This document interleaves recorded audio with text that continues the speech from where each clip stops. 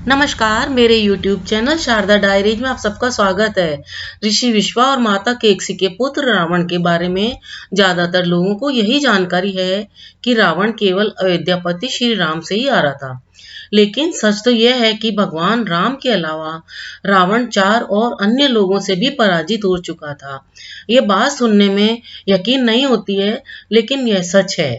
आइए जानते हैं वह कौन महाबलशाली थे जिन्होंने रावण को पराजित किया और रावण के साथ चारों से युद्ध क्यों और कैसे हुआ, कैसे रावण को हार का सामना करना पड़ा उनके साथ।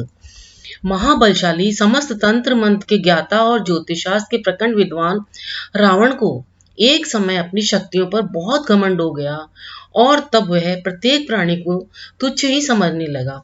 यहाँ तक कि अपनी शक्तियों के मद में चूर होकर वह स्वयं भगवान को भी युद्ध के लिए ललकारने कैलाश पर्वत पर जा पहुंचा। उस समय शिवजी ध्यान में लीन थे, तो रावण ने कैलाश पर्वत को ही उठाने का प्रयास किया।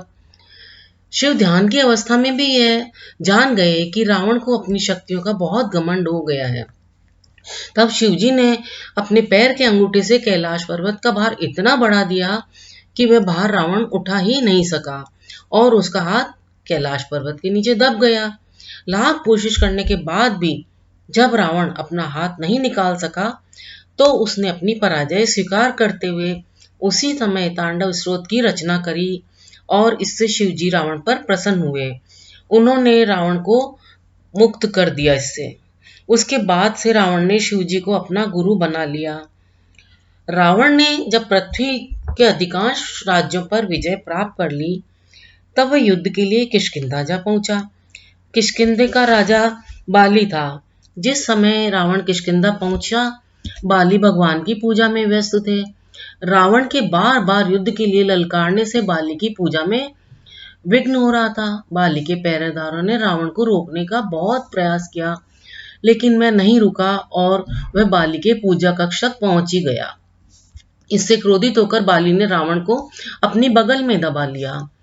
बाली को यह वरदान प्राप्त था कि जो कोई उसके सामने युद्ध के लिए आता है और उसको ललकारता है, उसका आधा बल बाली को मिल जाता है। बाली बहुत ही शक्तिशाली था। वह पवन के वेग से चलने में भी सक्षम था। बाली हर रोज पूजन के बाद 4 महासमुद्रों की परिक्रमा करके सूर्य को अर्घ्य अर्पित करता था। उसने उस समय रावण को अपने बगल में दबाकर ही समुद्रों की परिक्रमा पूरी करी। बगल में दबे रहने के कारण रावण का दम घुटने लगा, तो उसने बाली से क्षमा याचना करी और अपनी पराजय भी स्वीकार कर ली। तब बाली ने रावण को मुक्त किया। तीसरी बार वाल्मीकि रामायण में एक ऐसा वर्णन बताया गया है जिसमें महिष्मति के राजा सहस्त्रबाहु अर्जुन और रावण के बीच युद्ध का वर्णन बताया है। वाल्मीकि रामायण के अनुसार एक बार रावण को महिष्मति के अपराजय राजा सहस्त्रबाहु से युद्ध करने की प्रबल इच्छा हुई। रावण अपनी सेना सहित महिष्मति जा पहुंचा, लेकिन जब रावण को पता चला कि सहस्त्रबाहु महल में नहीं है और वह अपनी पत्नियों के साथ नर्मदा में जल क्रीड़ा कर रहा है, तब रावण भी नर्मदा के किनारे बैठकर शिवजी का पूजन करने लगा। उधर थोड़ी दूर पर ही नर्मदा में जल क्रीड़ा कर रहे सहस्त्रबाहु ने खेल खेल में अपनी 1000 भुजाओं से नर्मदा का जल रोक दिया। इसकी वजह से नदी के किनारे का जल स्तर बढ़ने लगा। रावण ने जब अपने सैनिकों को इसका कारण पता करने के लिए भेजा, तो पता चला कि सहस्त्रबाहु ने ये सब किया है। यह सुनकर रावण ने उचित अवसर समझकर उसी समय सहस्त्रबाहु पर हमला कर दिया, लेकिन सहस्त्रबाहु के 1000 हाथों की शक्ति के कारण रावण हार गया और सहस्त्रबाहु ने रावण को बंदी बना लिया। बाद में रावण के पितामह पुलस्त्य मुनि के कहने पर सहस्त्रबाहु ने रावण को मुक्त कर दिया। एक पौराणिक कथा के अनुसार रावण दैत्यराज बलि से युद्ध करने के लिए पाताल लोक जा पहुंचा। रावण तो बलि की शक्तियों के बारे में अच्छी तरह जानता था, इसीलिए वह वहां पर वेश बदल कर गया। लेकिन जब रावण वहां पहुंचा, तो उसकी विचित्र वेशभूषा देखकर वहां खेल रहे बच्चों ने रावण को घोड़ों के अस्तबल में बांध दिया।